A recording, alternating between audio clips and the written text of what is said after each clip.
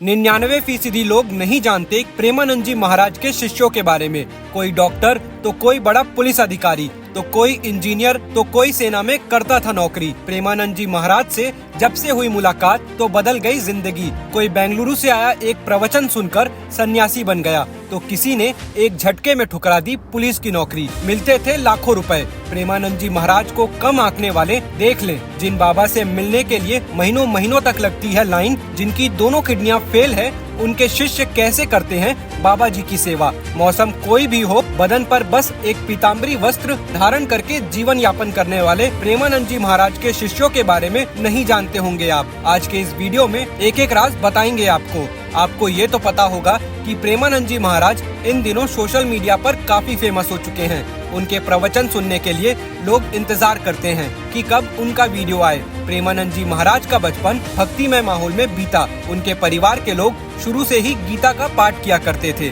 उत्तर प्रदेश के कानपुर स्थित एक ब्राह्मण परिवार में जन्मे प्रेमानंद जी महाराज का बचपन में नाम अनिरुद्ध कुमार पांडे था, क्योंकि उनके घर में माहौल भक्तिमय था। इसका असर उनके मन और दिमाग पर पड़ा और उन्होंने 5वीं कक्षा से ही गीता का पाठ करना शुरू कर दिया। मगर तब तक उनके मन में वृंदावन का तनिक भी ख्याल नहीं आया था। लेकिन अध्यात्म और भक्ति के प्रति उनका लगाव इतना हो गया कि करीब 11 साल की उम्र में ही उन्होंने आधी रात को घर छोड़ दिया और वाराणसी चले गए। जब वो वाराणसी में थे तब एक अजनबी संत ने प्रेमानंद जी महाराज को एक रासलीला कार्यक्रम में आने का न्योता दिया, मगर प्रेमानंद जी महाराज इसमें जाने के मूड में जरा भी नहीं थे। हालांकि किसी तरह उस संत ने उन्हें रासलीला में आने के लिए मना लिया। प्रेमानंद जी महाराज ने जब रासलीला का कार्यक्रम को देखा तो वो मंत्रमुग्ध हो गए। इससे पहले उन्होंने कभी भी रासलीला नहीं देखी थी। इसके बाद उन्हें और रासलीला देखने की इच्छा लगी। तब उस संत ने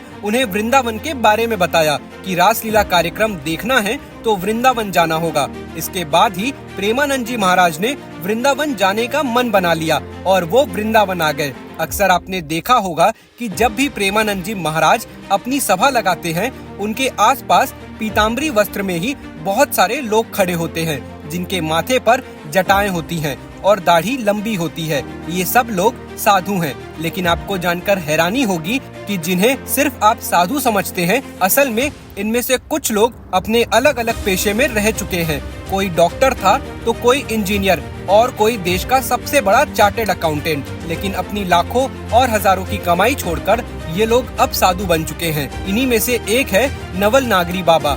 नवल नागरी बाबा कभी आर्मी मैन रह चुके हैं। उनके पिताजी भी आर्मी के जवान रह चुके हैं। 2008 से 2017 तक नागरी बाबा ने देश की हिफाजत में आर्मी मैन के रूप में अपना योगदान दिया। उनकी आखिरी पोस्टिंग कारगिल में थी। जब वो 2016 में वृंदावन घूमने आए तो प्रेमानंद जी महाराज के प्रवचन को सुनकर उन्हें भी लगा कि जिस जीवन की तलाश में वो भटक रहे हैं, वो जीवन यही है। फिर वो लगातार 2-3 दिनों तक प्रेमानंद जी महाराज को सुनते रहे।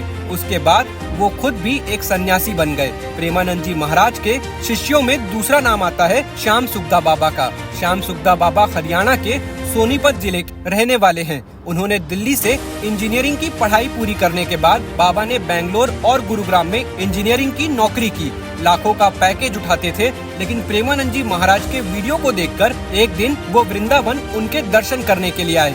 जैसे ही प्रवचन सुना, फिर तो वो प्रेमानंद जी के आश्रम में सेवा देने लगे और खुद सन्यासी बन गए। प्रेमानंद जी महाराज के शिष्यों में अगला नाम आता है आनंद प्रसाद बाबा का, जो खुद दिल्ली के रहने वाले हैं। दिल्ली में उनका अपना फुटवेयर का बहुत बड़ा बिजनेस था। आनंद प्रसाद बाबा वृंदावन गए तो प्रेमानंद जी महाराज की सेवा में तल्लीन हो गए। महामाधुरी बाबा श्री प्रेमानंद जी महाराज की सेवा करते हैं और वे खुद भी एक सन्यासी बन गए। लेकिन बहुत कम लोगों को पता है कि महामाधुरी बाबा कभी उत्तर प्रदेश के बड़े कॉलेज के प्रोफेसर रह चुके हैं। वो खुद का बहुत बड़ा बिजनेस चलाते थे। अगला नाम आता है अलबेली शरण बाबा। अलबेली शरण बाबा भी प्रेमानंद जी महाराज की सेवा में लगे रहते हैं। अलबेली शरण बाबा खुद देश के बड़े चार्टर्ड अकाउंटेंट रह चुके हैं। उनके पिता और चाचा और बहन भी सीए रह चुके हैं। अगर आप भी प्रेमानंद जी महाराज को श्रद्धा से मानते हैं तो कमेंट बॉक्स में लिख डालिए राधे राधे।